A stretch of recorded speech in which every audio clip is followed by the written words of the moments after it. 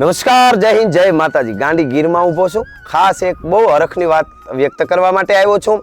આપણા રમેશભાઈ રૂપેરેલિયા ગોંડલ, જેણે વિશ્વમાં ગાય માતાજીને ગાય, ગામડું અને ખેતી આને માટે ખૂબ કામ કર્યું છે, આપ જાણો છો। તો હારા સમાચાર એ છે કે હું એમની સાથે જોડાણો છું અને એક પદયાત્રા ખાસ કરીને ગાય, ગામડું અને ખેતીના માટે લોકોને જાગૃત કરવા માટે પદયાત્રા નીકળવાની છે। ગોંડલથી દાદા સોમનાથ સુધી આપણે બધાને જવાનું છે।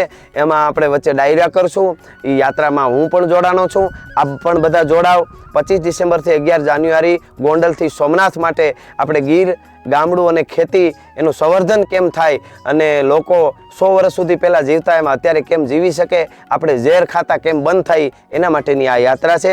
તો આપ બધાને આહવાન કરું છું મારા તરફથી, આપણા રમેશભાઈ રૂપેરેલિયા તરફથી આપ બધાને આહવાન છે। તો આપ બધા જોડાવ અને આપણે અદ્ભુત રીતે આ પદયાત્રા દાદા સોમનાથ સુધી જઈએ। જય માતાજી, જય હિન્દ, જય ગૌ માતા।